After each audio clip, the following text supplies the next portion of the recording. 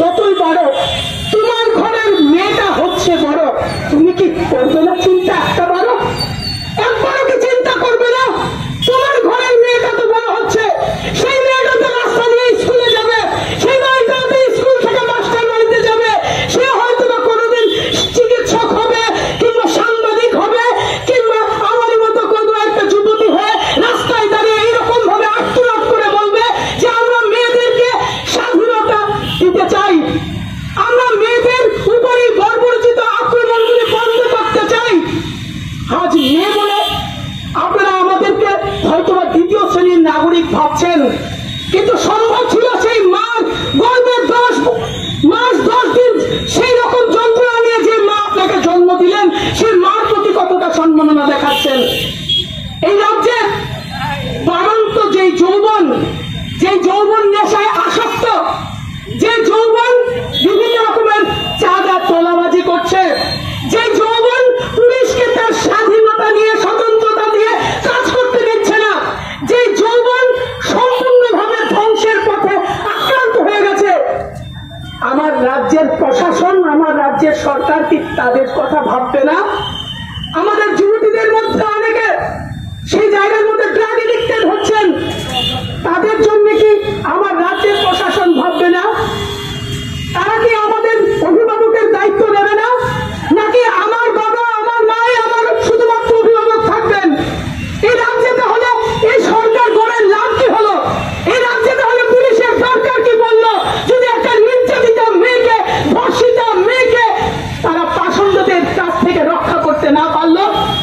যে মেয়েটা হয়তো ধর্মনগরে কোনো একটা ছেলের প্রলোভনে প্রণয়ে আবদ্ধ হয়ে ছেলেটার সঙ্গে পাড়ি দিয়েছিল নতুন স্বপ্ন দেখে যে সংসার করবে, কিন্তু সেই ছেলেটা প্রতারণা করে তাকে ফেলে দিয়ে আসলো ধর্মনগরে, সেই মেয়েটা আগরতলা ফিরে এসে থানার দ্বারস্থ হলেন।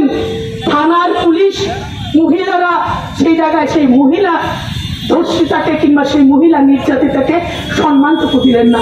একটা মেয়ে হয়ে এই রকমের বর্বরতা আপনি করতে পারলেন কি রকম ভাবে? আমি নাম বলবো না, কিন্তু আমাদের চেতনার মান সেই জায়গায় চিন্তনের দরকার আছে। আমরা আদৌ কি মানুষ সেই জিনিসটা চিন্তার দরকার আছে। আর কত সহ্য করবেন, কত দল দাসে পরিণত করবেন নিজেদেরকে? আমি সমস্ত পুলিশের কথা বলছি না, সেই বিবেকহীন মানবতাহীন সেই পুলিশদের কথা বলছি, যাদের জন্য আজকে আমাদের লজ্জা হচ্ছে। আমার ঘরের বড় ভাইটাও তো পুলিশের আধিকারিক, সেই ভাইটা যখন নিজের বোনকে মাস্টার বাড়িতে দিয়ে আসে কিংবা নিজের বোনটাকে কলেজের থেকে নিয়ে আসে সন্ধ্যাবেলা, সেই ভাইটা আমার পুলিশ। আমি গর্ব করে আমার বান্ধবীদের কাছে বলি, কিন্তু আমার বান্ধবী যখন নির্যাতিত হয় সেই আমার ভাইটা চোখ বন্ধ করে চলে আসে। ওই রকম সমাজে আমরা থাকতে চাই না বলেই আমাদের আরক্ষা দপ্তরের কর্মীদের কাছে আমাদের আবেদন, আর এই রাজ্যের মেয়েদেরকে এইরকম ভাবে ভর্ৎসনা করবেন না। যারা ধর্ষিত হয়, যারা ভিকটিম হয়, তাদেরকে নিরাপত্তা দেওয়ার চেষ্টা করুন। এটা আমি বলছি না যুবকের মিছিলে দাঁড়িয়ে, বামপন্থী কোন যুবকের সংগঠনে দাঁড়িয়ে। আমার রাজ্যের খুব মুখ্যমন্ত্রী বলছেন, যখন আমরা দেখছিলাম যে স্ট্যাটিস্টিক্স কি, লাস্ট 3 ইয়ার স্ট্যাটিস্টিক্স, এই রাজ্যের মাননীয় মুখ্যমন্ত্রী বলছেন, মানিক সাহাজি বলছেন যে রিপোর্টেড হয়েছে 2432টা এরকমের মহিলা সংক্রান্ত ঘটনা সংঘটিত হয়েছে। তার মধ্যে 2020 সালে যদি বলি 164টা রেপ কেস সেখানে সংঘটিত হয়েছে। 2021 সালের কথা যদি বলি সেখানে 154টা রেপ কেস সেখানে সংঘটিত হয়েছে, এবং 2022 সালের মধ্যে 140টা রেপ কেস সংঘটিত হয়েছে, লিপিবদ্ধ হয়েছে পুলিশের খাতায়। এই জিনিসগুলি কি পরিসংখ্যান দেওয়ার বিষয়? এই জিনিসগুলি স্ট্যাটিস্টিক্স দেওয়ার বিষয়? জাতিটা হওয়ার পর লোক লজ্জার ভয়ে হয়তোবা পুলিশের কাছে দ্বারস্থ হতে চায় না, বিভিন্ন রকম ভাবে মিটিয়ে নেওয়ার চেষ্টা করেন, বিভিন্ন জায়গায় তারা নিজেদের কমপ্লেনগুলি ধরার চেষ্টা করেন না। কিন্তু আমার রাজ্যের মুখ্যমন্ত্রী সেখানে বলছেন যে মাত্র লাস্ট 3 ইয়ার্সে ক্রাইম এগেইনস্ট ওমেন লস যেগুলি হয়েছে, যে ইনসিডেন্টগুলি হয়েছে, তার মধ্যে লসেস কেস হচ্ছে 2432 অনলি। শব্দটা একটা নির্লজ্জ প্রশাসক ছাড়া কেউ বলতে পারে না।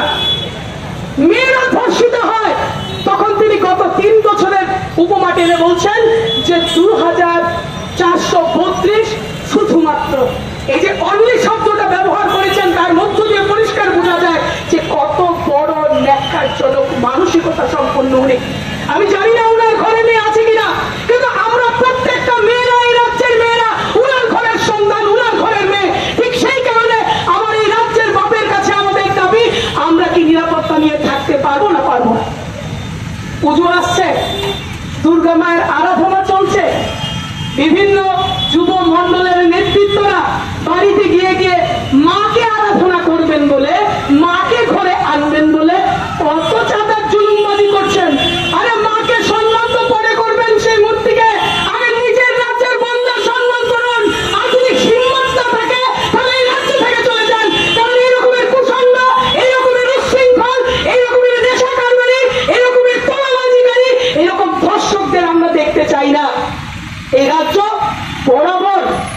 যা সম্প্রীতির বাতাবরণ বহন করে। এই রাজ্য বরাবর মাকে সঠিকভাবে সম্মান করতে জানে। ঠিক সেই কারণে নিজের ঘরের মেয়েদের আগ্রহ ইজ্জত রক্ষার প্রশ্নে আমাদের ভূমিকা নিতে হবে। ভুললে চলবে না, এটা মেয়েদের সমস্যা নয়, এটা সমাজের সমস্যা। যারা ভাবছেন ক্রাইম হচ্ছে এগেইনস্ট ওমেন এন্ড এই জিনিসগুলি নিয়ে শুধুমাত্র মেয়েরা ভয়েস রাইজ করবে, যারা এই ধরনের ভাবছেন তাদের থিঙ্কিংটা লিমিটেড, তাদের ভাবনা চিন্তাটা সীমাবদ্ধ। মেয়ে ছাড়া এই জগৎ ভাবা যাবে না। আমরা বলি অর্ধেকটা আকাশের দাবি করি, এই অর্ধেকটা আকাশ আমাদের চাই। এই অন্ধকার রাজত্বে দাঁড়িয়ে আমরা সন্ধানে লড়াই চাই। আমরা প্রতিজ্ঞাবদ্ধ।